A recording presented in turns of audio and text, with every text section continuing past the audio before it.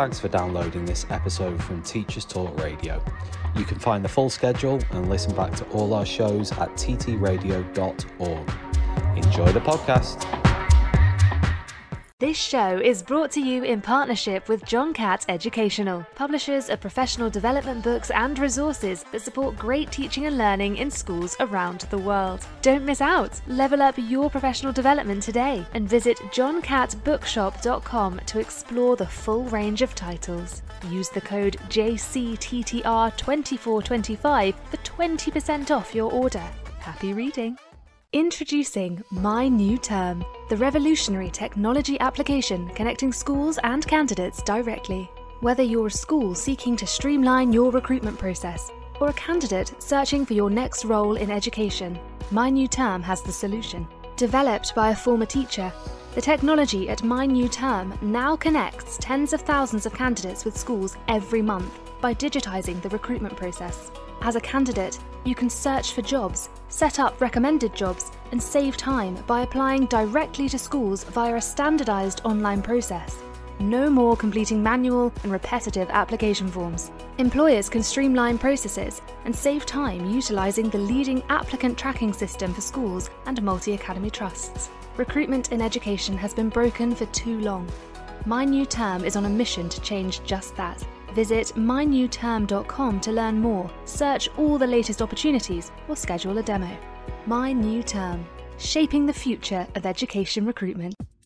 Hi everyone, it's Tom here from Teachers Talk Radio, just dropping by to tell you about our annual history teaching extravaganza, Teachers Talk History, which is coming at you live in Manchester on the 21st of September. The tickets are completely free for classroom teachers, amazing speakers, brilliant contributors, and a fantastic opportunity to network with fellow professionals. Grab your free ticket today at ttradio.org/events, and we will see you there.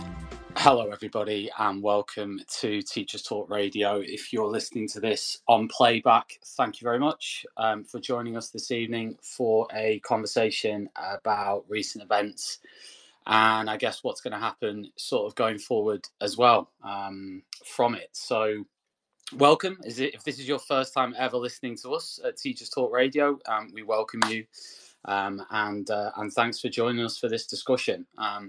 Before we kick off the discussion, I thought it would be good for me to outline sort of where we're going to go with the discussion, to outline who's going to be speaking and so on tonight.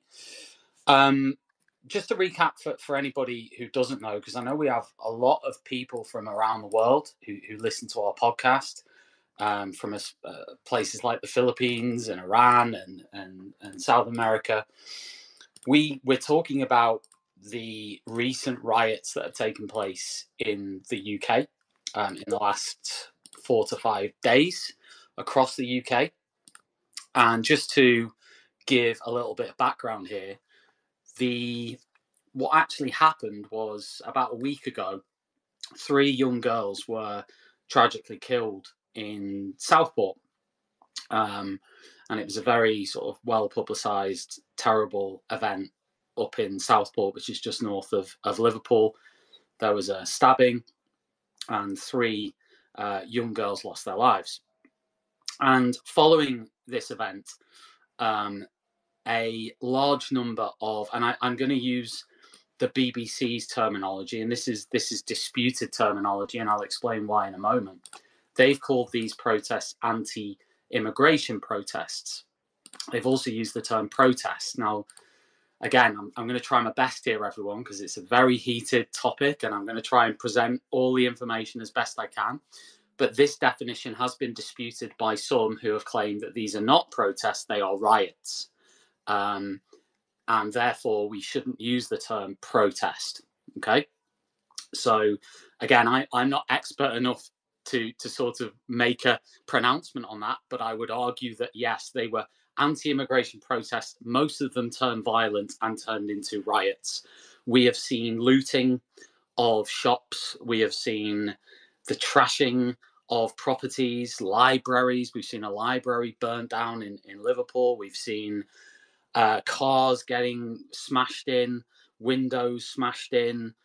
We've seen violent sort of fights breaking out. We've seen lots of things getting thrown at police officers. We've seen police officers getting charged at. We've seen lots of people chanting racist sort of far-right slogans and chants.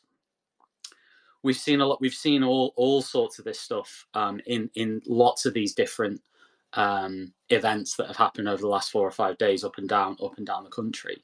And one of the things that was striking throughout all of this was the number of young people who've been involved. I think I sort of tweeted on my personal account a number of days ago at the number of what seemed to be under 16s who were involved in this. I've seen reports online suggesting that they, and again, I'm not an expert on this, and other people will know better than me, but I've seen that this stuff could fall under Section 47 of the 2008 anti-terrorist legislation, and children who are radicalized into extremism are deemed to be at risk of significant harm, and therefore could or should be referred to safeguarding. A safeguarding referral could be made. So there's all sorts of things sort of wrapped up in this. We're not a politics show here. There is obviously politics involved in this, 100%. This is a very tumultuous situation that is a societal thing. We at Teachers Talk Radio are obviously going to zoom in on the sort of education side of it as much as we can. Now, one of the debates, I guess, is, well, how much difference can schools make? I've seen commentators online saying that this is about parenting, this is about societal values, this goes way deeper than anything that an individual school could do, and way more than even a bunch of schools could do to change this.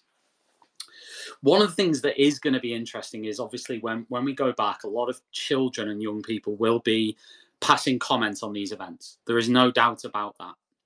Social media now, and you could argue that social media has exacerbated, there will be many who will argue that social media has exacerbated this, has led to this, has generated this, been a catalyst for it, and spread information, many would argue misinformation, around the internet, which has allowed people to meet up very quickly and very efficiently to join in with these acts.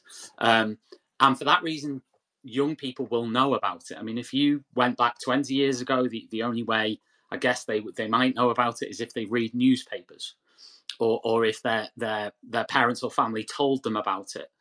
Now they've got a plethora of voices online, lots and lots of voices. You think about TikTok as an example. You're talking about very short 10 to 20 second unfiltered clips of things happening, and and things have changed. So they're going to be bombarded by information about this, whereas in the past they'd have had to have gone and sort of sought that information out a lot more.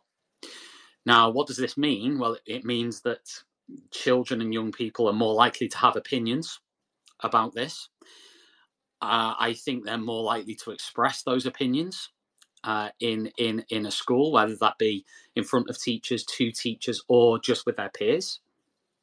So I think it's going to be really important for schools to think about how they're going to deal with that and how they're going to respond to that, and whether and I was thinking back the other day to, obviously this is completely different, but I was thinking back to a conversation we had about misogyny on Teachers Talk Radio, one of my shows actually about 18 months ago, and we were talking about Andrew Tate and the influence he's had, and we were talking about sort of male attitudes to misogyny and things like that, and we were talking about how to talk to those children and young people who might believe certain things and have certain ideas, and how we do that effectively, and how we do that in a way that's hopefully gonna give some sort of positive result.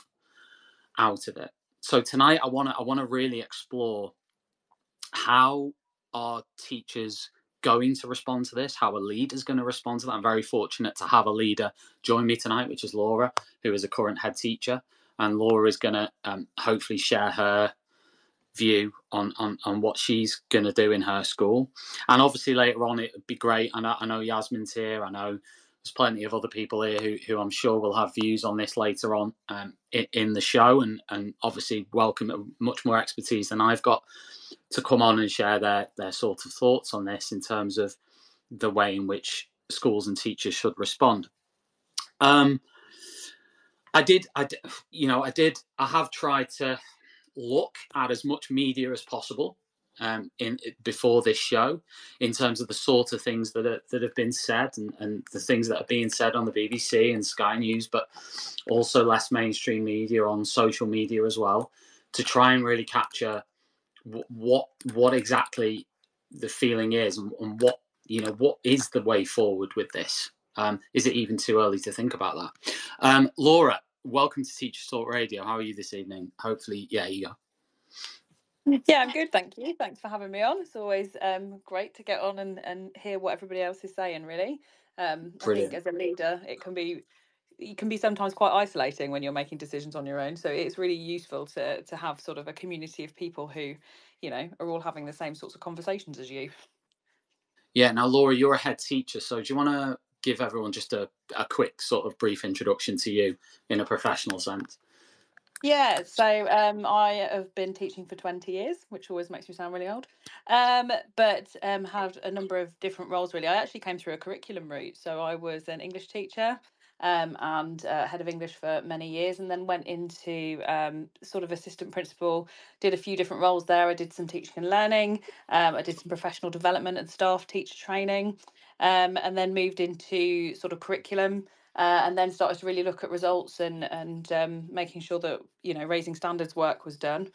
Then moved on to be a vice principal overseeing quality of education. So that sort of linked together all of those different roles. And then for a while actually was a sole vice principal, so had to cover the lot. So that's the point where you then have to get your grounding in all of the pastoral care and safeguarding and behaviour and character virtues, which we'll talk about in a bit. And then from there was a vice principal again in another school, so to sort of get another experience. Then I was an acting principal for 18 months, and then have just been given the principal job in the same school where I've been an acting principal for 18 months. Wow. Yeah, that's sort of me. That's where I'm coming from. Yeah, no, I mean, absolutely. Now, it's never an easy job, is it, to be a head teacher? I think it must be one of the hardest jobs out there, in all fairness. But obviously, with everything going on at the moment, I wondered, just first off the bat, what your from a head teacher point of view, what your thoughts and reactions were to what you've been seeing from that point of view.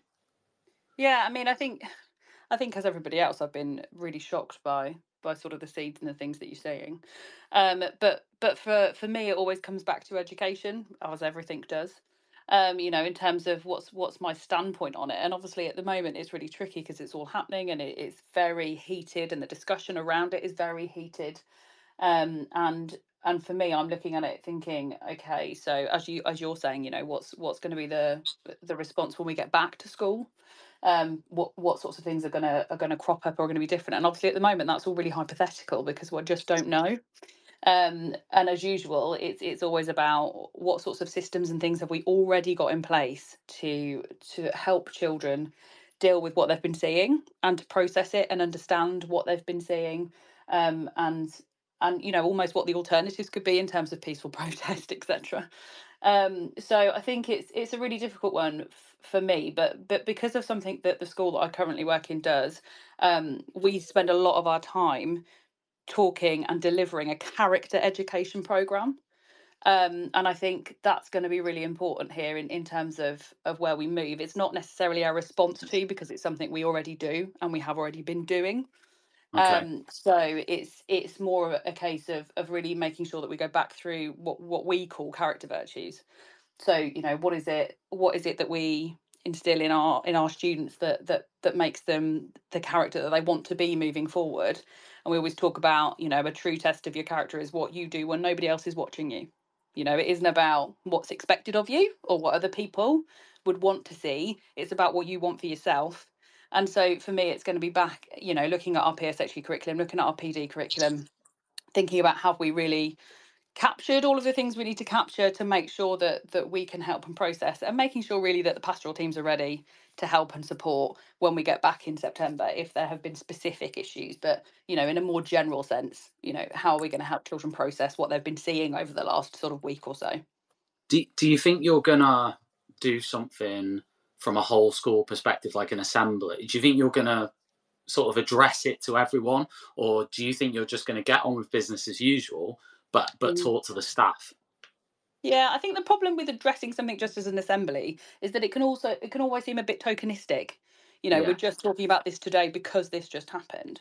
Whereas actually we need to make sure that we're instilling in the young people that we look after those sorts of values all the time. So no, I don't think I'll be going back with an assembly of, oh, look at this. I think it will definitely be more about, are my pastoral teams ready to deal with anything, that specifics that may come in, but in a wider sense, are we really holistically educating our children about, the British values that we talk about in terms of PSHE, in terms of tolerance and respect and the rule of law, etc. So that again, it's more about the children understanding what they've seen over this last week or so, and processing it and understanding potentially how things could have been different as well, so that they can move forward into sort of being adolescents knowing another way maybe. Yeah. I mean, let's think about a few scenarios, and I know these are potentially difficult from a leadership perspective, but let's imagine, because there will be lots of leaders out there who might listen to this or engage with it. Let's imagine that you see a student on there who is in your school community and has been involved in rioting or looting or violence against police officers or other citizens. What would your response to that be as a head teacher and school leader? I mean, I think it's really difficult to almost comment on a hypothetical situation like that. But obviously, there are Yeah. processes and systems in terms of safeguarding that are in place to be able to, Yeah. make appropriate referrals and add the pastoral care you need to make sure you're supporting children and families as well as, the community in which you reside. So I think, it would really depend on all sorts of different metrics there. So I think rather than give a specific answer, I think it's about the processes you already Yeah. have and making sure that you're really leaning on all of those agencies that potentially support you, or the trust that you're part of that can help with that as well. Have your local authority or sort of senior leaders been in touch with you about it, or are they just sort of letting you get on with it? I mean, I'm part of a very supportive trust, so we know that there are people that are literally on the end of a phone that we can ring should anything like that come up. So Yeah. I'm very fortunate in that sense that I know that I've got the backup I need should anything come through. Yeah. I mean, obviously, there's going to be a lot of students talking about it. Would you, and let's just sort of put this in a wider sense.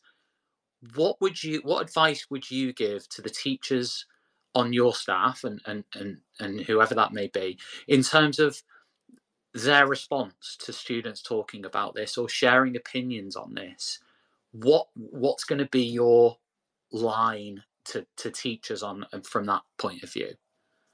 I think whenever we come across any of these sorts of things, again, very similar to what you were saying in your introduction when we were talking about Andrew Tate there about 18 months ago, and about really thinking about what is our response when children want to express potentially views that aren't really part of what we talk about in terms of British values or in terms of our values as a school in terms of respect and tolerance. And it's always comes back to the education of that. It comes back to, okay, so what is the education around whatever views that child is particularly, talking about? And I think, again, you said in your introduction about those conversations, about making sure that the right people have the right conversations with the right children to hopefully get some sort of impact or a change. It's always really difficult in these situations when you think about all of the views, as you said, that are spouted on social media, that are spouted from different platforms. Mm. And again, I come back to what have we got in our curriculum that again speaks to our children about online safety, about making sure that they are critical in terms of the things that they're reading and they don't take everything on face value. And we talk about sort of bias in sources.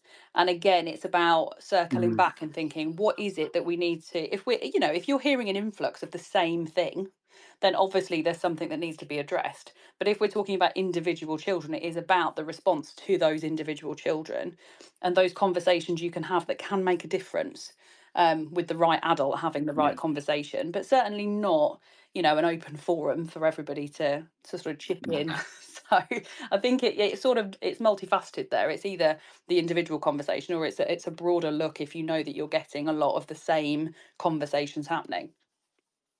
It's also a tricky one as well, because there will be lots of teachers out there who are angry about what they've seen, and there will be students sharing views from a mixture of things. There will be students who, I mean, this you would hope this wouldn't happen, but you never know. There might be students sharing blatantly racist, commentary. Mm.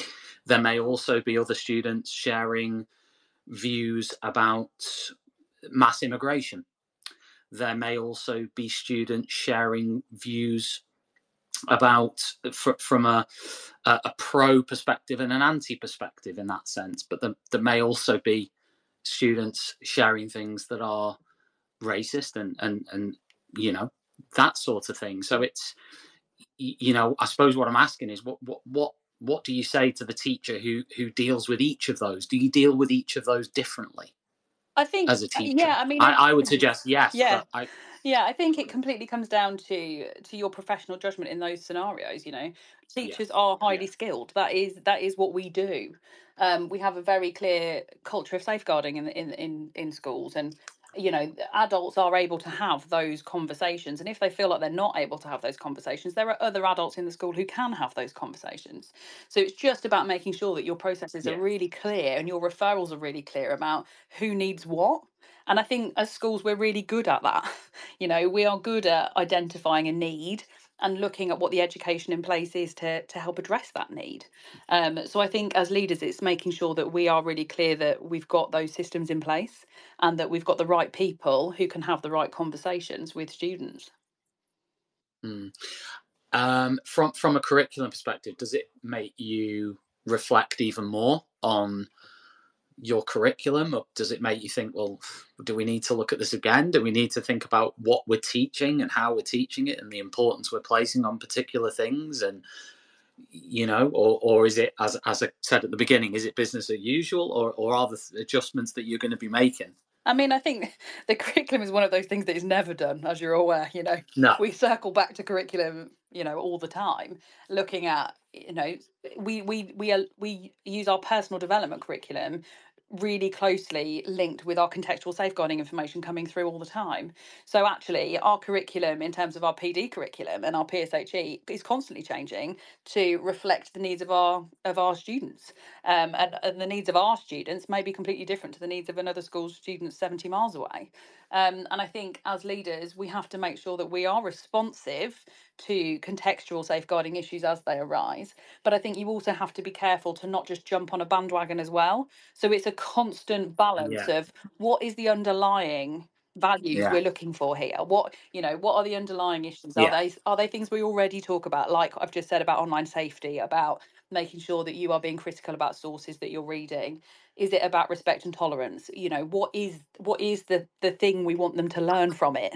And That's yeah, interesting. You said about jumping on the bandwagon. Like, what would that look like to you if you were to do that? Like, what would that look like in practical terms? I think it can be really difficult sometimes because the minute there is some sort of online trend, and as much as I will go on TikTok sometimes and do the whole doom scrolling thing that I'm sure everybody else does, Yeah. TikTok trends are one of those things. All of a sudden, all of the children decide that they want to protest about something because it Yeah. said on TikTok they're supposed to. It's about making sure we're Yeah. not completely reactive all the time, and we actually take a step back. Okay, what is the underlying issue here? What is it that is the problem? Is it the use of social media that we need to go back to, or is it actually they're feeling like, I don't know, they don't have some sort of agency over something, and we can talk to them about, well, what's the democratic way to do that? You know, we live in British society. We're talking about British values. We talk about them in our PSHE curriculum. You know, what is it that we need to circle back to here to make sure that we're teaching them the right way to deal with things? Because what we do want is we do want children to be able to express their views, but we want them to be able to express them in a way that is appropriate. So it's that, I think. Absolutely, and it's tricky, isn't it? I don't think it's going to get any easier. I think one of the things for us at TTR, just as a tiny micro example, is sort of having a variety of views and really sort of cherishing freedom of speech and freedom of thought, whilst also embracing tolerance and democracy and the rule of law and, you know, the fundamentals of society. It doesn't matter what society you want to talk about, whether you want to call it a British society or another society, whatever you want, that the ideals and the values that we want within a society, keeping those sort of central, but also considering, you know, how we ensure that people like, I think you used the word agency. I think it's important that students feel that they can have a conversation about things without feeling as though if they open up that conversation, it's going to end in a bad way very quickly. Yeah. You know, I think it's really important. Like I said at the beginning, there's going to be a lot of angry teachers out there, as there is around the angry people around the country with what's happened. I think it's very important. This is Tom talking now, by the way, not the views of TTR. I think it's, for me, when I'm sort of thinking about this, it'll be really important that I think about my professionality in that. What is my role in this as a professional, as a teaching professional, and keeping that central and thinking about that. So yeah, I'll before I bring Yasmin in, I'll just mention our sponsors tonight, who are John Catt Educational. If you are interested in finding more, there's a link at the top of this space. If you're listening live, if you're listening back, just visit johncattbookshop.com and you can get 20% off any John Catt book by using the code JCTTR2425. So check it out. You've got hundreds of brilliant education titles in there to read, and it's all available at johncattbookshop.com. Yasmin, welcome. I don't know whether you want to share a view on anything myself or Laura have said so far. Hey Tom, can you hear me? Yeah, I can hear you. Yeah, thanks for inviting me. I was going to say that I mean, it's really interesting to hear from Laura. I mean, it's always interesting to hear that, you know, the perspective of a school leader. I think the thing I would say that I don't think should like be a debate is that I personally think all schools should do some sort of assembly or messaging on this, and I disagree that it's tokenistic. I wouldn't say it is at all, even though I completely understand, you know, where Laura's coming from by saying that. Like, it is really easy to just, you know, kind of mention something once and then do nothing, or for nothing to happen. I totally get that, and I think that does unfortunately happen a lot. But I think in this case, it's really important for all children to feel safe in school and to know that their schools care about them, and also, which of course obviously I know that they do, but I feel like children need to hear it and need that reminder, especially because they'll be coming back from such a long school holiday. And also, if you look at prevent referrals, of all age groups in the country, the most common age for referrals is 15 to 20 years old. And then the second most common age group for referrals is 11 to 14. So basically, and 90% of prevent referrals are for boys. So basically, that impacts, you know, children in school the most. And so I think it's especially important, and like you both, Tom and Laura, both, you know, quite rightly pointed out, a lot of children will be on things like TikTok and looking at videos, and actually you know, a lot of children can become there's probably a lot of children who didn't have any views on this, but now will come across messaging that's really wrong. And, you know, I feel like that's yet another reason why it's really important for schools to address this. And, you know, I do want to say as well, as a teacher, like before I was a teacher, I had a lot of training in counterterrorism. So I did a lot of stuff with the Home Office, and so I know that I'm really confident talking about things like this. But I also know very well as a teacher and someone who was a union rep for a long time that, you know, a lot of teachers won't be confident in this, and I don't think it's their fault. I just think that, you know, things like radicalization, the training that teachers get on it isn't good enough. And I think as well, you know, I don't want to put, you know, pressure on teachers to find the right words or to know what the right thing to do is. Like, I completely understand that every teacher knows their safeguarding duties in terms of things like radicalization and being able to identify it. But, you know, I do also think it's quite sad that schools, like, at the same time, even though I think schools should say something, I do also think it's quite sad that so many other statutory services seem to have just disappeared, and schools are now relied on a lot to kind of be the, you know, the place where things are somehow fixed. So, you know, like, I feel like there's a lot of different truths or just a lot of different things happening at once. And yeah, it's just kind of hard to really know what to do. But I definitely think that every school should have some sort of messaging. Like, I feel like that's really important.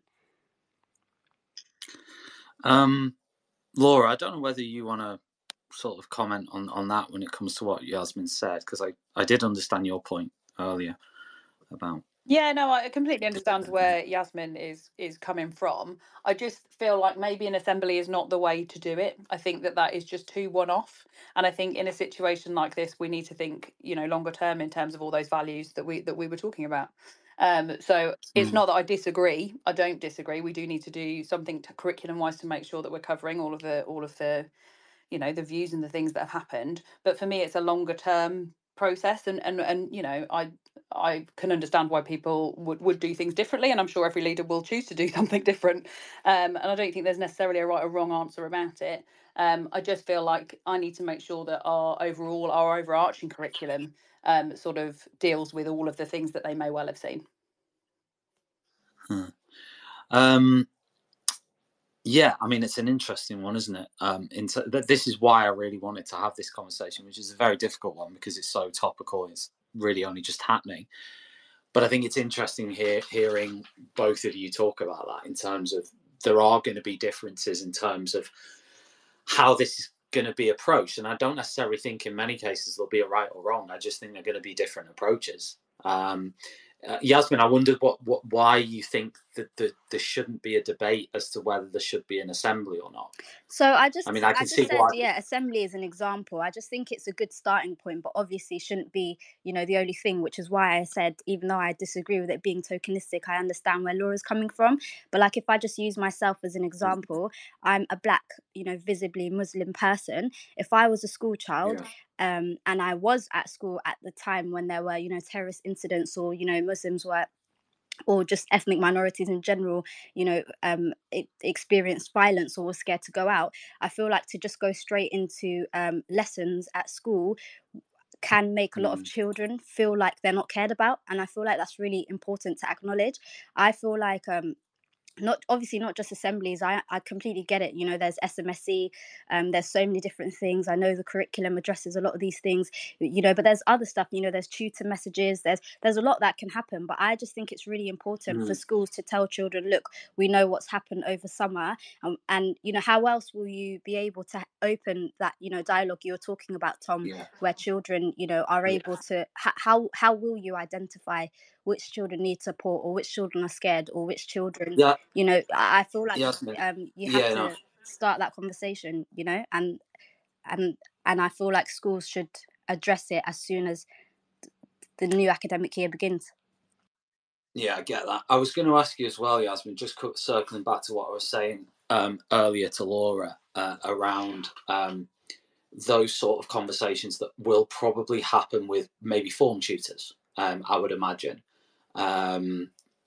If this is brought up by whether it be through an assembly, whether it be through form, whether it be through lessons, there's going to be points of contact for teachers where a forum for conversation, whether that be between 3 students, 10 students, or 30 students, is going to open up. So what would your sort of thinking be in terms of, so let's try and separate this out a little bit, because I think this is there are a lot of things going on here in this.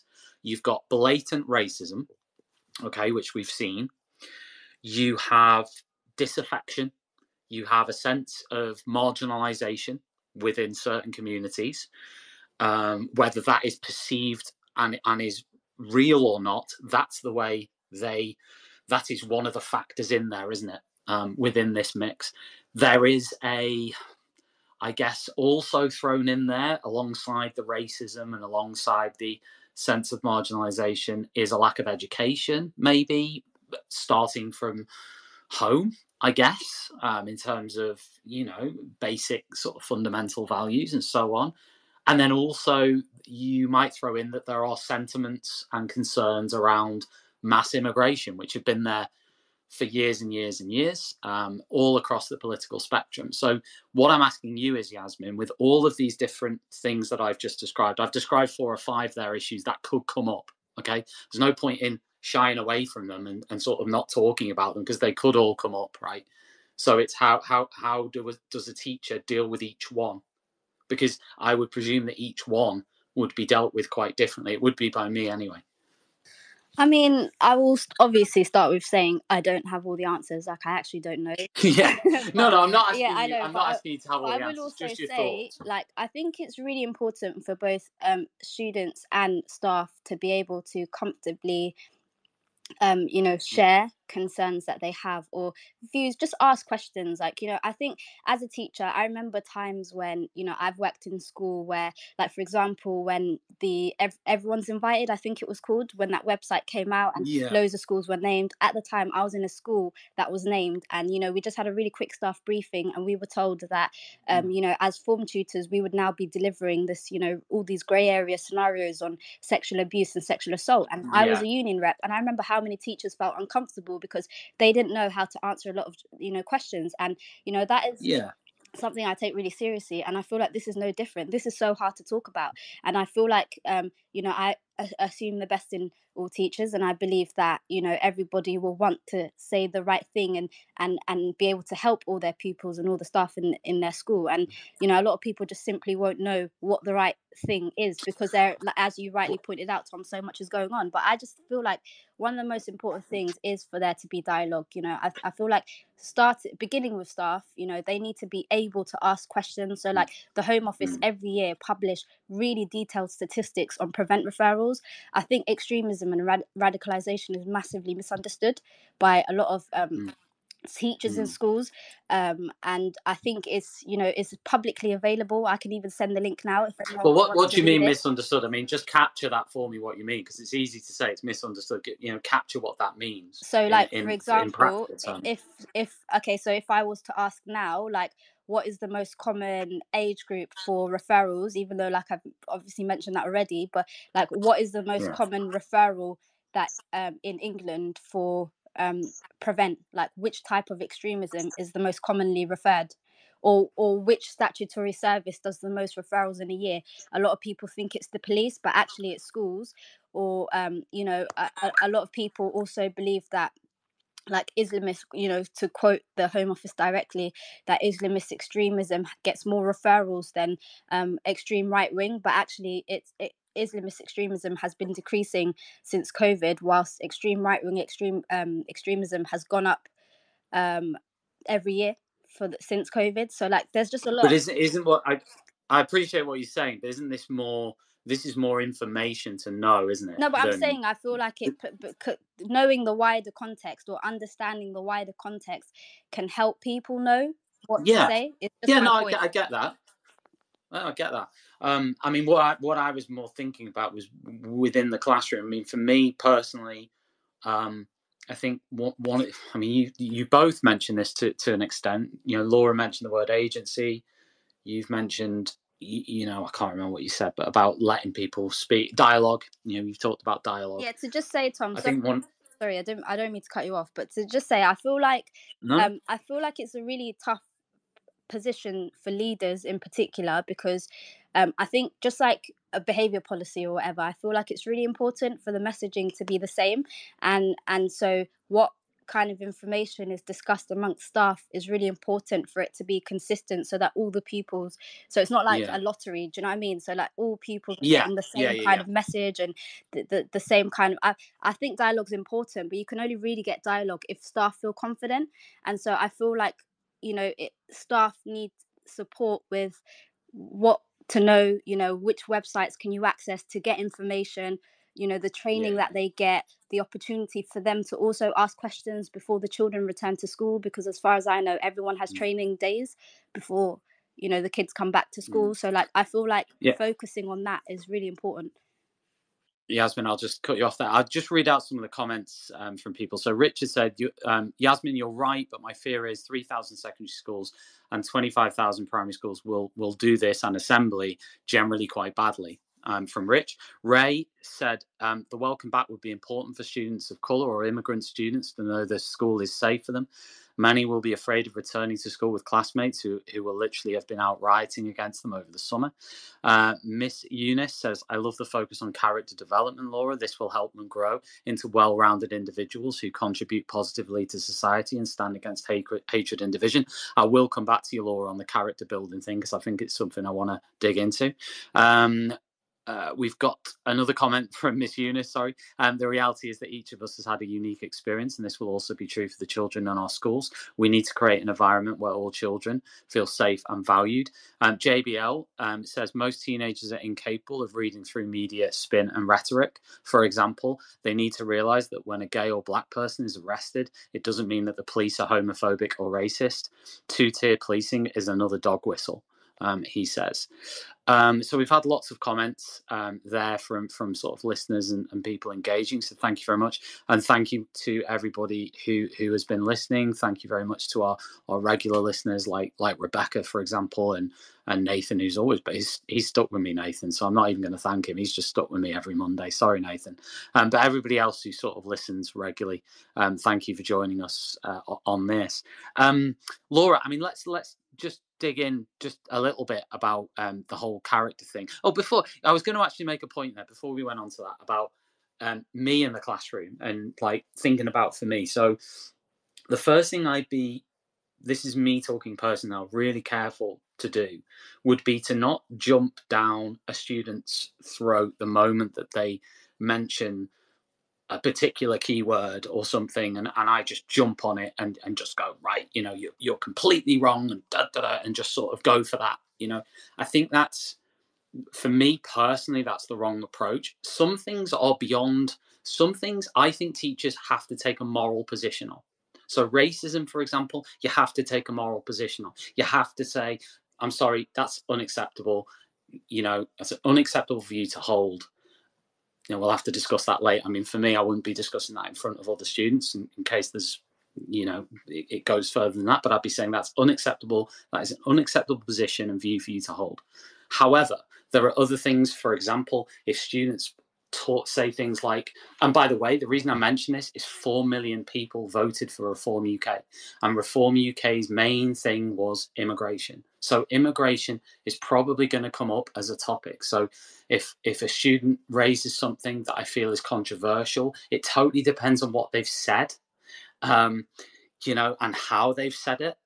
But what I'd be thinking in the back of my head is, I'm going to remain calm here, and I'm going to look at this carefully, and I'm not going to jump straight away to a sort of a judgment towards them or a comment towards them the moment they open their mouths, and shut down conversation, because I think that's one of the worst things we can do. And I always think back to, and by the way, this is thinking back, this was something I was talking to the TTR guys earlier today, actually, is very controversially. I remember, I don't think this would happen now, by the way, in the climate we have. But back in the day, BBC Question Time brought Nick Griffin on. He's obviously a far-right fascist, okay? They brought him on BBC Question Time. They let him speak. And he basically, by all intents and purposes, disgraced himself. His views were, if you like, exposed. His racism was exposed by him talking it through. Now, Nick Griffin probably didn't leave that show and go, oh, I've changed my views because I've had this conversation. But other people might have. Other people within that forum and watching that may have gone, actually, you know what? Maybe the views I had were a little bit ignorant. because I've heard that conversation take place. I've seen it take place. Now, there were many at the time who argued Nick Griffin should have been nowhere near BBC Question Time and nowhere near actually any mainstream outlet. Now, that is a completely fair argument to make. But there were many out there who would argue that, if you like, exposed that conversation and gave that in a controlled environment. And a classroom should be a controlled environment, somewhere where there is security and safety, and there is a very effective moderator in discussions. And as I just said, there are lines and there are red lines in conversations. Of course there are. There have to be. But also, if the country is gonna, if education is gonna play a role, by the way, this is Tom now, this isn't anybody else's, from my view. If education is going to play an effective role in challenging ignorance and really sort of educating people away from ideas and values I mean, Laura mentioned earlier, British values, whatever values, if you want to take the word British out, that's absolutely fine. That's, you know, some people would argue we don't want British in there, and what are British values? We'll do that another time. But my point is the values, right? Those values are there, and if a forum can be opened up for a conversation without judgment, and where each contributor is protected to speak, where they're allowed to have their say, and then maybe there'll be a challenge in there. Maybe there'll be a challenge in there from another student or within that conversation that makes that third party go, I'm listening to this. This is my mate talking, and then my other mate over there is saying something else, and I'm listening to this, and I'm developing, and then maybe the teacher can come in with some narrative or commentary on that, right? That's I don't know what I'm getting at here. I'm just trying to paint a picture of what classrooms are going to be like in September, and how a teacher moderates that in a way that is effective and doesn't almost make it worse. Because we mentioned earlier, there has to be. It's such a tricky one. Sorry, Jasmine, go on. Please, Jasmine, you come in and tell me if I'm talking rubbish here, because I've just sort of tried to outline some ideas. You're not, I don't think you're talking rubbish at all. And I would say, like, on a classroom level, if schools, for example, say, look, conversation in classrooms should be shut down, and, you know, we'll pick a time, whether it's tutor or like basically like a controlled environment for this to be discussed, I would support that. Because one thing I don't like the idea of is teachers having to, like, say, you know, you're a science teacher, I'm a science teacher. If I'm in the middle of teaching ionic bonding and suddenly children in the class want to discuss this, like, I get it. Like, I feel like teachers shouldn't have to deal with that all the time in their classroom. No, I mean, that would be the same. So I mean, with me, it wouldn't matter what the issue is. I'd say no to that anyway. Yeah, no, I completely agree, which is why, like, I feel like I support the idea of it. Like, that's why, obviously, not just assemblies. I just said it because it's just like the most obvious example. But, like, you know, things like tutor messages, or, you know, for there to be times for this to be discussed, and for children, you know, it doesn't have to be opinions. You know, it can literally just be, as you said, Tom, like a forum for, like, I feel like it's really good for children to be able to ask questions, because that's how they learn. That's how they shape their views. And I agree, you know, I completely agree with you that we shouldn't like shape their views, and, you know, we're just meant to kind of help them. It depends, doesn't it? Because I mentioned their red lines. I you know, and again, I could be completely wrong on this, but when there's some, I like to have my red line as far towards let them have an opinion, let them talk about it as possible, but there'll always be a red line. You know, there's always going to be a red line somewhere. You know, I agree. You know, I support Hitler or something. You know, there's going to be a red line somewhere. But equally, I think it's sort of very important to, I think you've nailed it. You don't, as a teacher, I don't believe you have to have an opinion. You don't have to. I think there's that thing of, because I'm the teacher, I've got to instruct. I've got to know all the answers. I've got to have an opinion. I've got to be able to mold this in a very strong way. Now, for me, I'm saying that for me, that wouldn't be my personal approach as much as possible, unless it crossed one of the red lines. Okay, which would be like racism, for example, right? Laura, you know, I'll bring you in here. this is sorry, it's sort of because I wanted to get into that granular classroom level a little bit. I don't know whether you've got any thoughts, Laura, on that. I know you're a head teacher, so maybe not, but just sort of the things we're discussing here about how to deal with this No, part of I it. think what you were just talking about a minute ago in terms of the culture and the ethos of the school is what's important there in terms of, you know, whether people feel safe to have that sort of dialogue, but also the training of staff to manage those situations well. I think Yeah. it is important, because I think you're right in that you don't want to immediately shut something down and switch that child off to whatever education they might then need. Whereas if you Mm. immediately jump down somebody's throat, a lot of the time, unfortunately, that is what can happen. But I think Well, you this know, is why I mentioned it, yeah, because I actually think that's an issue. yeah, I think that's an issue. That's why I'm raising it, because, and again, this is just it's not based on any sort of research. It's yeah, just purely anecdotal. But I think it's an issue. What you've just meant, I think it's an issue of sort of very quickly either shutting down a conversation before it started, maybe because of nerves and panic about it, which is fair enough, but also because it's like, right, I'm very set in my view, yeah. and I'm going to transfer. I want to be very quick to transfer my view over, Yeah, I think you've got and to be a bit that, careful as well, though, in terms of you know, how other children might feel in that situation. So it's almost about that dynamic risk assessment you do as an educator. You know, is this conversation gonna be useful in this environment? Or am I going to be able to educate? Or, you know, as you said, maybe it's not forcing your view, but there are red lines that cannot be crossed at any point. And if other children in that yeah, scenario are feeling uncomfortable, then it's not the time to have the conversation. So I think it's a really tricky scenario. Um, so I think, yeah, I think it's going to be I mean, different at will every you point.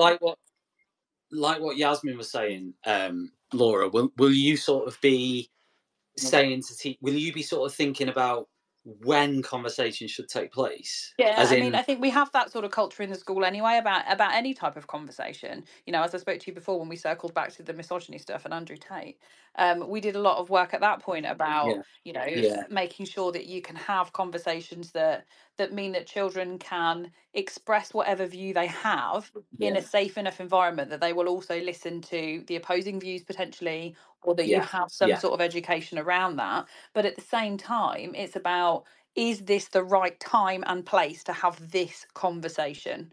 And I think that's the other thing you've always got to have in the back of your mind as a teacher, because what you don't want to do is make other children yeah, in that scenario feel uncomfortable. And, you know, Yasmin was just talking about the welcome back to school, and I think one of the comments was about the welcome back to school being massively important, and I totally agree. And what we can't then do is have a great welcome back to school. You know, we want you to feel safe and happy in this environment, and then open up some feelings that potentially where they may feel unsafe in an environment because a conversation is being had. So it's a really tricky situation, and one that's got to be managed quite yeah. carefully, I think. Because I was going to say, that's like sort of circling back to that again. You know, you sort of mentioned that thing that maybe you might call like the savior complex, Mm. of like, right, I'm a teacher and I'm going to go in there and I'm going to save the world by constantly opening up conversations about this and talking about it as much as possible, because I can be the change, right? That sort of way of thinking, right? Mm. I think that's like the other way, isn't it, to what we're saying? It's another sort of one way you might look at that and say,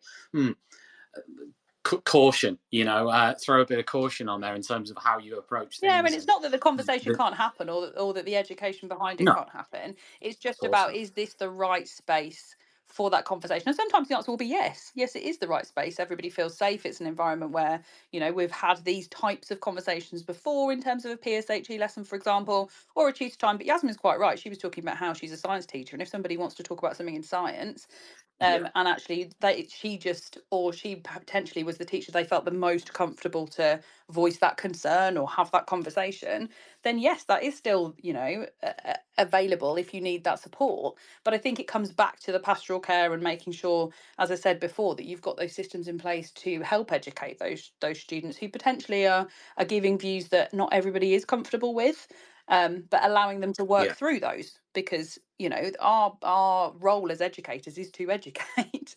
And, you know, when we talk yeah, about, children will pick up all sorts of views, especially from all the social medias we've been talking about, you know, and giving them a space to actually explore those and have that conversation without feeling completely shut down, which is what you talked about earlier, I think is really important.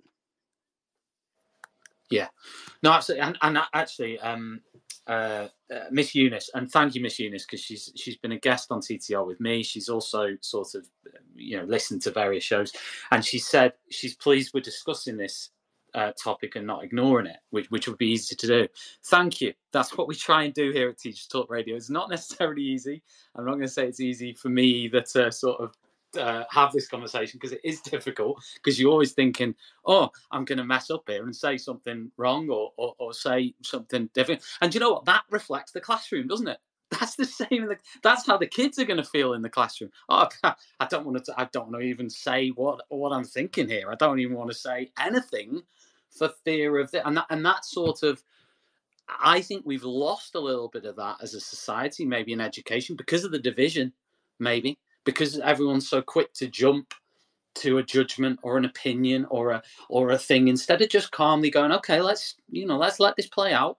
Let's, we're the adults here. Let's let this play out. Let's keep it calm. Let's keep it so people feel comfortable in the environment. And like we said, always have the red lines, and always don't be afraid to, this is my opinion here. Don't be afraid to have those red lines, but equally don't be afraid to, if it's natural. I think that's the important thing. If it's natural, there's no point in trying to create conversations out of nothing if they're not there. But if it's a natural thing that happens, and you have the opportunity to moderate that in an effective way, then I think it's great. And thank you for that comment. Really appreciate it. I know the team behind the scenes at TTR appreciate that comment as well, because it's something we're always sort of looking to do. What I wanted to ask you, Laura, and I'll come back to Yasmin as well after this on this same topic, but just about, you mentioned about your sort of character and value stuff. I wonder whether you can dig into that a little bit, because I'm sure people would be interested to hear what you do in that respect. Yeah, it's actually something that I hadn't seen done in another school before I started where I am, and a lot of credit here has to go to Becky Hales, who's my vice principal, who actually brought in the character program, and we're working towards the character kite mark. So we got the character kite mark I think 2 years ago now, when we're working towards character kite mark plus, and it's really thinking about what are those underpinning values that we want our children to have when they leave. We're not talking about just exam results and other metrics. It's about what are these children going out into the world to be. And so we have a specific character program that runs through our personal development program, where we talk about character values and character virtues that link to our school values. So all of our school values run throughout all of our pastoral care, all of our pastoral systems. Everything links back to those values, including the sort of rewards and sanctions policies as well. So everything links together, and I think because of that, it's sort of woven into the fabric of what happens at school, and the students can talk about them. But it was really interesting to me that they start to think about what sits underneath that value. So, for example, one of our values is about respecting others. Well, the character virtues that go along with that are humility, honesty, tolerance, compassion, integrity, justice, and respect. But when you talk to children about, initially, when this was all new to me, do you actually know what those words mean? Do you understand what that is to sort of live that value or have that virtue? And it's really, really nice that actually all of these things are embedded throughout our curriculum. And so the students can talk to you about their character virtues and the things that they're working towards and the things they try to do. And I think for me, it was sort of eye-opening to come into a school where that was in place, where you could hear those conversations. And it's never done. We're continually talking about character and making sure. And as I said to you earlier, it wasn't about it's about what those students do when we're not watching them. So we talk about we look to catch them. We look to catch those virtues so that we can actually talk to them about them and reinforce them when we do see them. But for me, it isn't just about catching them when you see them. It's about whether they're actually doing them outside of this as well. So it's been a really interesting thing for me to see and to sort of come into it and really be part of. But it just works through all of the different values and systems throughout the school, and it's been really, really, really good actually. And the children can talk to you about them, and what they're doing and why they're doing it, and why those virtues are important to just hold as their own character moving forward. Mhm. Yeah, we've had a few more comments. I'll just read some of them out. Adriana says, "What about the school's policies relating to anti-discrimination and anti-bullying? Students and parents know that most schools have a zero tolerance policy for hate speech and ensuring support systems for affected students." Adriana, I'm not sure whether that's a question or whether that's just a comment on things, but thanks for making it either way. If you want to sort of clarify a question in that sense, when you say what about it, if you know what I mean? What in terms of, do you think it needs to be more prominent, or do you think, what I mean, do you have a policy on that, Laura, in terms of in terms of discrimination? You must have something on bullying, I presume. But Yeah, I think all schools have yeah. anti-bullying policies, and obviously discrimination comes as part of that, but also part of many different systems actually. I'm sure it would pop up in most behaviour systems as well. In terms of the way the students are talking to each other. But again, because we link everything back through to the character education and character values, the education around these things is really important. So it is just Khalil, a sanction-based thing. Sorry. yeah. No, it's fine. Khalil says teachers need to be reminded their job is not to try and change or influence a student's mind. Teachers need to approach conversations with pupils openly, inquisitively, and judgment-free. Avoid overly personal opinions and keep views in line with school and British values. Spot on, Khalil. Yeah, I agree. Can't. Yeah, that's it. That's it. Available for CPD, Khalil. He told me earlier, so get in touch. Yeah. So what else have we got here? We've got comments from Paul. Paul says, from a primary point of view, what is the youngest you would have your assembly or address the situation? Also, with about 4 weeks to go, if the landscape had calmed by the time we go back, would you still make it a priority? Yasmin, if the landscape has calmed by the time we go back, would you still make it a priority? Yes, I just think children definitely need to, I mean, all children need to hear, that schools care about their safety. And, children will have all kinds of, characteristics or reasons for, why they feel unsafe. Maybe they're in a town where there was violence. And, I think it applies to all children. So, yes, I think it's something worth addressing. And, that Khalil made that point really well just now. But I feel like one of the reasons why it's important for schools to have universal messaging is exactly so you can stop, individual opinions, because I completely agree, your personal views should never influence children. I think it's really important to have that line. So like, having a universal message, I feel, makes it easier for all of your staff body, and it means that all children, get the same message wherever they are in the school. I just think that's something really important, and I think if I was a student, it's something that I would have appreciated. Yeah, unless of course it's a fact and not an opinion. So for example, racism being wrong is a fact. That to me that's a factual thing. It's built on fact. It's not an opinion. It's a fact. So that's where I would say that sorry, I just thought I'd throw that in there. That it's such an interesting conversation, because I think that could be a whole conversation in terms of the different ways in which you would go about conversations of that sort. I mean, one of the things that did shock me that I saw was a particular video of a mother with her two children, and they were shouting slogans at, I think, houses as they were walking past. I think it was in Northern Ireland. Don't quote me on that, but it was a particular clip where they were just literally chanting completely racist slogans at will, with their parents present. So it just shows that I think there is a real uphill struggle in some communities, in some places. How much difference do we think schools can make on this, Laura? I mean, are we some people said to me the other day on my sort of X account, saying that, which I totally understood actually, in terms, I agree with them to an extent. Like, what is the limit to what a school can do, and what teachers can do? I think they can make a big difference, but what are the limits? Yeah, I think that's a really topical question, just generally about all sorts of different things that I think Yasmin talked about earlier about external services being lost, or not being around anymore, and so schools have taken on more and more to sort of combat that. It's really tricky, but as I said earlier, I just keep coming back to the education side of it. What have we got within our grasp, and that is that. So can we make sure that our curriculum is as broad as it can be, to make sure that we're covering all of these sorts of topics? Can we make sure we've got our pastoral care systems in place to help support students? So it's a tricky one, is the truth, because we can't be the cure to all ills, but we can absolutely educate to the best of our ability. Absolutely. And sometimes that, I think Yasmin mentioned this earlier, is sometimes it can just be presenting facts, can't it?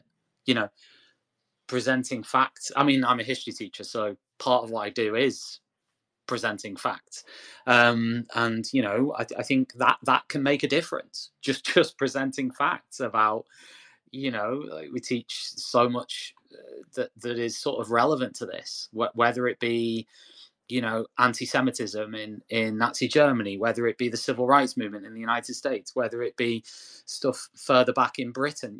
There's a lot of things we teach about, and yeah, I think that we even that, this is something that, again, I think it's an interesting point to make, is by teaching your subject, you can make a difference with these issues, because it increases wider contextual knowledge and understanding of things, whether it be history, whether it be science, whether it be geography, whatever the subject is. By teaching well your subject, and there may not be a time, you might not be a form tutor, you might not have a time where you are called to sort of front up one of these situations where pupils are raising things, but you can still make a big difference through the teaching. This is what I believe, by the way. It's just my opinion.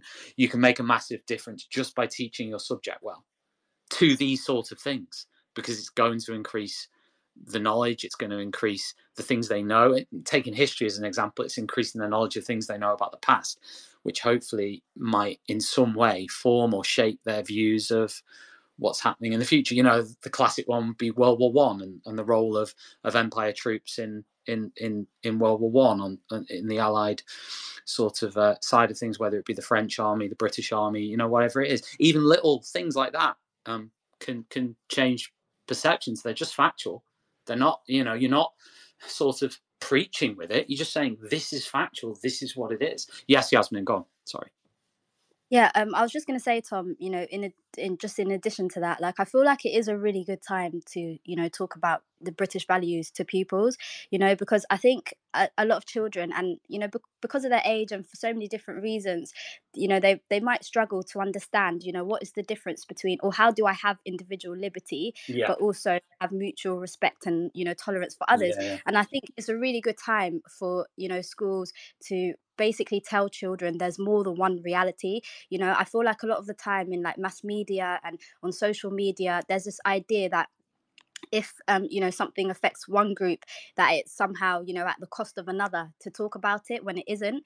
And I feel like it's just a really good opportunity to tell children, look, you can have concerns, or you can care about multiple different things at once, and they're not necessarily a breach of, you're still able to respect other people in doing so. You're able to express your views in a respectful way, and care about the things that you care about, but also understand that someone else might have another priority or something else they care about more too, because everyone's different, and everyone has different priorities and things that are important to them based on their own backgrounds or their own lived experiences or the lived experiences of their families, etc. So I just feel like it's really important to tell children, look, your opinions and the things you care about are important, but you can care about that. Like there isn't a trade-off, or caring about your thing isn't a threat to another person, if that makes sense. Like, I feel like it's just a really good time to kind of help children navigate and understand that. And I know I said it earlier, and I know Laura said it as well.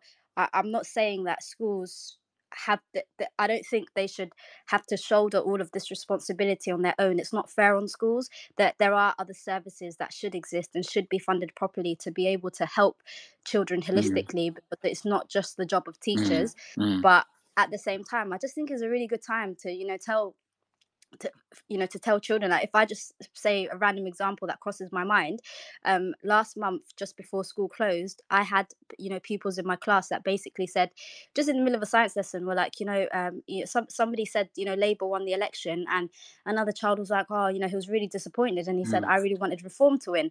And I just validated, I continued the lesson, but I just validated his opinion, because it is really important to me that they're not even old enough to vote. But my point is, it's important that everyone has the right to express what party they would be interested if they in want voting. it, yeah. And when I spoke about it afterwards to teachers, and even some pupils came to see me afterwards, there was a bit of outrage, like, because children can see that I'm in a headscarf, they can see that I'm black, and they think because they that I should have expressed some sort of outrage towards this child, but actually that's the wrong thing. And it's important to talk about these things. So, like, I feel like it goes for every single view or every single protected And characteristic. do you think that student sort of took notice of you? Like, do you think he was sort of doing that to test the water in terms of how's everyone going to react? Or no, I genuinely think, like, I always look, I don't know, I guess, again, I don't know, I feel like it's just who I am as a person. Like, I do always tell pupils, look, you're welcome to talk about whatever you like to me. And it does happen a lot that children ask me questions. There are times where children are trying to rile up, as you know very well, Tom, like, there are children that sometimes are doing things to, wind up other people. I wasn't necessarily saying that. I was more saying, no, I know what you're saying, but no, it was just his genuine opinion. His parents voted Reform. He wanted Reform to win. We're in East London. I'm in a school in East London. There were a lot of children who found it offensive, but I just briefly addressed why they shouldn't. Do you think that's because what you've said there is that is such a good example, right? And do you think that's a real issue in terms of the way you've dealt with that? Again, this is just putting the ideas out. How common is it that sort of scenario plays out in the way you've just described it? How common is it? Or does it play out in a different way? Does it play out in a way where that student is sort of shamed, and then it almost, again, it could play into that narrative of, oh, this is happening exactly the way my parents told me it would happen, right? Do you know what I mean? And it sort of plays into that, right? Do you think that's this is I suppose I'm asking, what do you think that's a more, what did the other staff say? Is this a rarity? Do you think that the way you approach that is something that wouldn't be common? Yeah, but like, I feel like it's something that could change. When I spoke about it afterwards to teachers, there was one teacher that said to me, shouldn't a child get a prevent referral for saying that, because that's an extremist view? And I didn't agree with that. So, like, I feel like the only way things like this are addressed is if there's open dialogue, which is why I support it so much. But also, like, I completely understand if it's something that would make other teachers feel uncomfortable, or if teachers don't know what to say, because I get it. People train in their subjects, they don't train in all these additional things that you're meant to do to help a child's holistic development. So I get it, which is, again, going back to the point I was making earlier, why I think that leaders need to think of a universal message to kind of help all their teachers. But I just like, being able to openly talk to pupils about lots of things. I don't think it's very hard to, help children respect each other's views and be able to express them. I don't think, like, I don't know, for me, I feel like I find that quite easy, and I think it's just a matter of training. I feel like it's actually just training and talking about these things. But also, you've got to be strong yourself in that scenario, because you might have your own views. Everyone's got their own views, but you as a teacher might. You've just explained that scenario. You've got to be quite strong, haven't you, as a professional there, to say, right, this has just happened, because there'll be a human beings out there who feel very strongly one way or another, and you've chosen, right, this is how I'm going to play this out. If it was your friends in outside of work somewhere, that might have played out different. You might just be honest with them and say, this is what I think. But you've had to make a conscious decision now, haven't you, to hold back, if you like. Yeah, so I don't really see it as holding back. I just see it as, like, I feel like other people's views don't need to be a threat to your own. if that makes sense. No, yeah, Do you know what I mean? totally. That's just how I see it, and I feel like that Unless message it depends what they. children need to know. I guess it depends. Depends what those views are, isn't it? Fundamentally, but I mean, we're talking about somebody who said, "I voted reform," right? I mean, for example, you could say that in somebody saying a view where they want to. I don't know. I'm trying to think of something really extreme, right? Where it might be a threat to you if it's something that's expressly targeted against. It's almost like a threat. It's an actual threat to you. Do you know what I mean? Based on something. I guess it totally depends. But in the scenario you've just given, that's that. I just think that is the sort of scenario that's going to happen a lot, and that's where who delivers the training on that. I mean, because Laura, I mean, you as a head teacher as well, you come in on this, but who's gonna is it a case of, right, if that happens, the scenario that Yasmin's just explained, and Yasmin, you feel free to come in as well, that scenario happens, is it a case that we need to give scenarios to teachers of these things happening, or is it a case of just like discussing it in a broader sense? Because for me as a younger teacher, when I was like 21, 22, I do wonder whether actually that would have helped to have had someone really model those conversations. I mean, you could argue, of course, when I started teaching in 2007-8, it was a very different time to now. You think of social media back then compared to now, it was nothing like it is now, nothing. The views and the influencers and all these other things, they didn't really exist in the same way. So the conversations would be different, but I still think at the start of my career, having that modeling, I learned by doing. I brought, the way I brought the professional standards in it. I did all that stuff, but I learned from time and experience on my own way of professionally doing things. But many teachers might need a bit more than that. So who does the training? Like, who does it?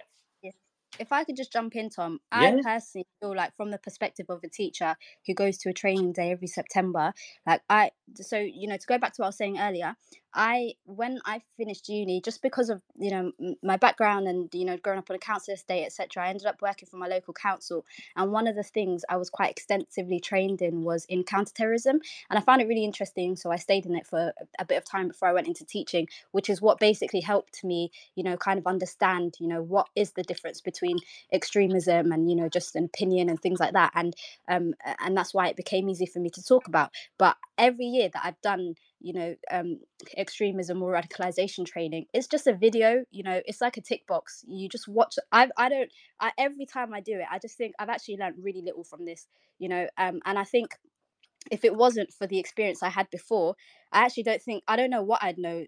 I don't know what I would do or say, and so I just feel like, considering, like you rightly pointed out, Tom, social media has changed a lot, society has changed a lot. And so why is the training that I do every year the same? I feel like the training that teachers get should be better, and this training available to schools should be a lot better than it is, especially considering, I said at the start that the most common age group for prevent referrals in England for any form of extremism is ages, 11 to 20, which is essentially everyone in secondary school and college, so like it's a great time for there to be better training available to teachers. So if someone doesn't feel confident, and fair enough, like you train to teach a subject, but like if you don't feel confident, you should be able to access, schools should be supported so that their teachers can understand, these things better. Oh, absolutely. I'll just read another few comments out. Just before I do, another shout out to John Catt, our sponsors tonight. If you're interested in finding out more about John Catt books or professional development opportunities, click the link at the top of the space or visit johncattbookshop.com. And if you want, you can get 20% off any book on the John Catt website by using the code JCTTR2425. On any book on the website. So check it out, and you can put as many books in the basket as you want and still get the discount on them. Let's read out another few more of these comments that we've had coming in, and thanks to everybody for getting involved in the conversation. Old Man Teacher says, interesting debate, falls back on that age-old argument of what is state education for. Adam says, I'm grateful to everyone having this discussion. I'm just wondering what people think of school policies regarding online safety and well-being, not just from an education standpoint, but a prevention point too. Laura or Yasmin, I don't know whether you want to come in on that online. I'm not sure exactly what Adam's asking, but just wondering what people think of school policies regarding online safety and well-being, not just from an education point, but a prevention point too. I think that's a really. I think if I'm understanding it right, it's really asking. I'm not sure. Yeah, I think maybe it's asking about whether we are teaching prevention as well as the fact that, to keep yourself safe. What sorts of things can you do? Yeah. And yeah, I mean, that's a fundamental part of those curriculums, that you want students to know how to keep themselves safe online, and to look out for those things. And as I said, try and read them in a bit more of a critical way. But I know that, and I agree with another one of the comments from earlier saying that teenagers find that really hard. I absolutely agree that they do. But even just to know, even if you just remember that not everything you're reading is accurate, then, just to have that seed of doubt in your mind, I think is useful for them. So yeah, I think if that is what that was asking, then yeah, I totally agree that it should be about prevention as well. All of these, we talk about social media a lot, and the fact that there are actually age limits on different social media platforms that lots of students don't abide by. But you have those conversations, and again, it's about that culture of being able to have those conversations, and students feeling safe to have those conversations out loud. But yeah, those curriculums are massively important. Yeah, Yasmin, I don't know whether you've got anything on that to add. I mean, just before you do that, this sort of brings me back to Brianna Gay's mother, who I remember her saying that she thinks that there should be a ban on under 16s being able to use social media on phones. Now, from a personal perspective, I get it, but I also think it's unrealistic, because I just think that banning that kids will always find a way. In fact, in some ways, if you ban it, maybe it makes it even more attractive, right? That's forgetting about all the other commercial things to do with, free markets and all the other stuff to do around that. But just thinking from a purely practical point of view, might it make young people healthier and happier? Possibly. Is it realistic? Probably not. Is it going to happen? Probably not. But I do think it's an interesting one, this idea of banning under 16s from social media. Laura, I don't know whether you have any thoughts on that. I mean, do you think that if all your students in your school as a head teacher were off social media, do you think it would have a significant impact on behaviour in your school? Oh, I think that's a really difficult question to answer. Well, you've said that with every question I've asked tonight, Laura, to be fair. It's really tricky. So there's no surprise there. I think that, I think the problem is that it's the age of the students that are accessing it, and their ability to use it safely and sensibly, but also to question everything that they see, and just the amount of exposure that is on there to all sorts of things that I wasn't exposed to as a child, that obviously they do have access to. I'm not going to shy away from the fact that we do have, in every school, behaviour problems arising out of misuse of social media, and people not being very kind to each other online, and that causes its own problems. But I think, as you say, that the problem is that it would be completely unenforceable. Students now get around the fact that they shouldn't be on something by just changing dates of birth, or using older siblings or whatever. So I just think it's not really realistic, and yeah, I'm not sure how you'd get around it, but I can understand the sentiment behind it. Yeah, I mean, that's pretty much what I was saying. I understand why and the rationale behind it. Agreed. Completely. And there are age limits on these sites. So, I mean, another option would be, rather than banning it, just enforcing the age limits and saying, I mean, in terms of, but then I suppose, at some point they're going to be exposed to different points of view. So whether that be through social media or not, now I think you could make an argument that the amount of misinformation on social media is alarming, and that side of things would need to be tackled. But you'd also make the argument that once you get into the sort of details of, well, what are we going to ban? Who are we going to ban? Where are we going to, all the technicalities of it, right? Are we going to allow this site or not that site? How are we going to enforce this?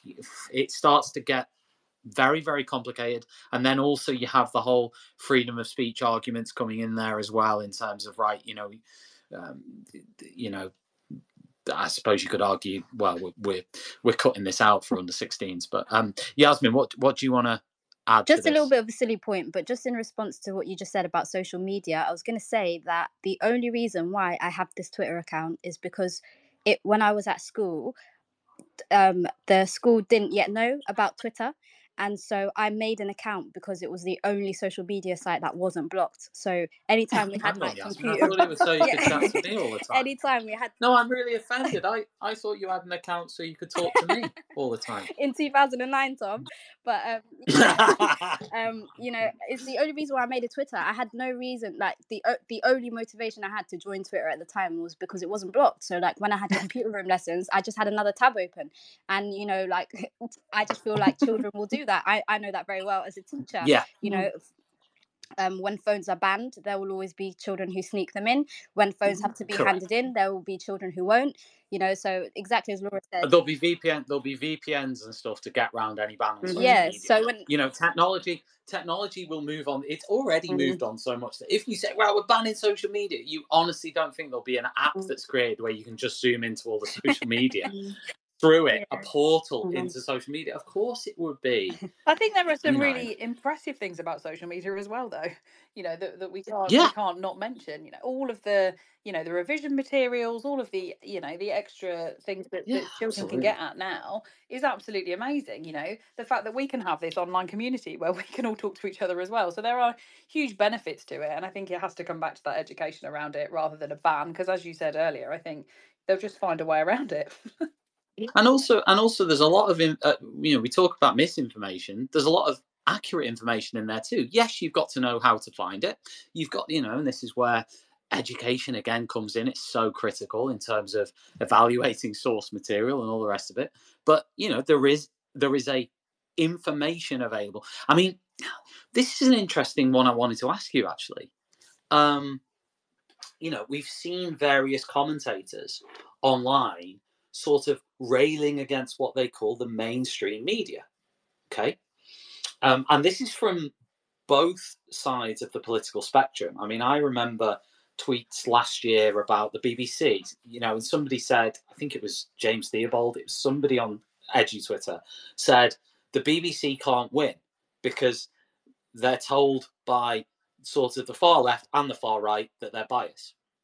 And therefore, their information is unreliable to them because what they're sharing isn't accurate. And we're seeing that sort of played out again, both in America and in Britain and everywhere. Is that what do we say to students about media? Do we say to, what do we say to them about it? Do we have any sort of guidance to them? Because they're going to access it. They're going to access social media.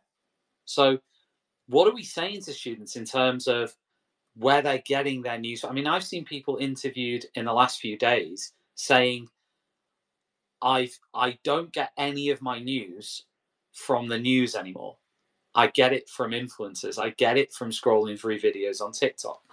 I get it from all of these places. There's literally no sort of, your Times, your Mirror, your sort of Guardian, whatever it is, right?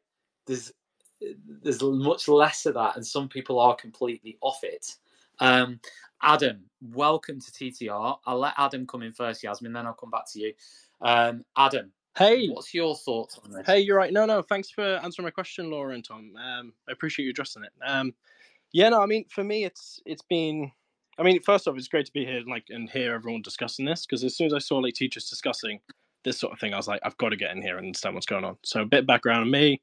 Run a small business, like a community business that's designed around, helping families and communities get accessible solutions around education prevention, to get questions quickly when things are critical. I mean, I think like the issue that's happening in a lot of countries, like you mentioned in America as well, in the West, is that breakdown like social contracts between each other where, instead of disagreeing and having a drink or having a chat and kind of busting through the questions, it's kind of becoming quite vicious.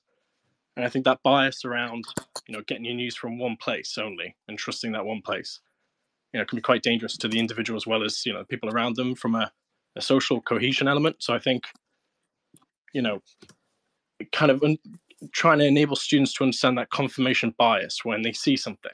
And there's that initial reaction, whether it's emotional, we're seeing a lot of people get emotional from what's recently been going on for the horrible scenes, kind of trying to enable people and kind of egg them on to look at multiple sources and get multiple perspectives to question themselves I think it's just as important as anything else we can do. But, I'd love to hear more kind of ideas around this and what your thoughts are as well. Yasmin? Can you hear me, Tom? Yeah. I was going to say, to just respond to what you were saying about, mainstream media and why so many children don't, use mainstream media as their source of news. I feel like a big part of it is because mainstream media sometimes, a lot of the time, doesn't capture all of the lived experiences that children will relate to and I feel like that's a big part of it. I feel like a lot of the time they go and seek out people who look like them or people who, unfortunately, sometimes, it can be a bit of an echo chamber because, sometimes people will just go seek out views that they share that are similar to what they already hold. I think every human does that to an extent, don't they? But I think it would be more expressed in young people because they wouldn't be aware of that. They just do it. Yeah, definitely. But I think there's a lot to be said about how mainstream media not only don't capture the views of everybody or don't represent the views of everybody, but they also sometimes just denigrate, like for example, teachers. If I'm a teacher, there's loads of things I don't want to read about or see because in the mainstream media, because it's actually a really unfair representation of teachers in schools, just as an example. And I think, it's become a growing sentiment amongst young people. And when you just compare it to social media, where you're going to be able to read things without necessarily feeling triggered or threatened, or, it's just going to reinforce what you already believe, I feel like I get why, they've ended up favoring social media. I mean, even I'm a lot older than kids in school, and even sometimes I open Twitter to see, or I will use social media, to kind of catch up on news, so like I feel like it's definitely become really common. But I think there is also a lot to be said about how mainstream media don't capture a lot of, like, there's loads and loads of news stories that I've never seen on the news, but I've seen on social media that I'm interested in. And I think it's definitely the same for a lot of school children.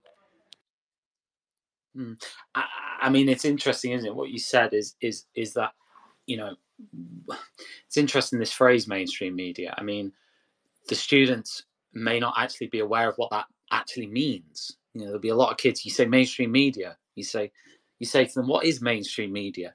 And when I've asked them that, a lot of them don't know what it is. They just heard people go, oh, mainstream media, right? They might not understand media. And I think that's an interesting area for teachers to explore in terms of what is mainstream media, and thinking about the positives of mainstream media, because quite often the phrase mainstream media, if you look online, usually has a negative connotation. It's usually the mainstream media, right? It's always now. What would be interesting there is to explore, okay, what are the negative points here, but also what are the positive points? So editorial standards, rules and regulations, due process when publishing something. You can't just walk into Sky News and go, we're going to publish this right now. See ya. Right? Whereas on social media, an influencer can do whatever they want. They can just take a video and then post a comment with it, with their opinion on it, and present it as sort of news in a way, right? So it's interesting. I'm just sort of narrating the landscape, if you like, but I think there's a lot that can be said for how schools communicate consumption of media. I mean,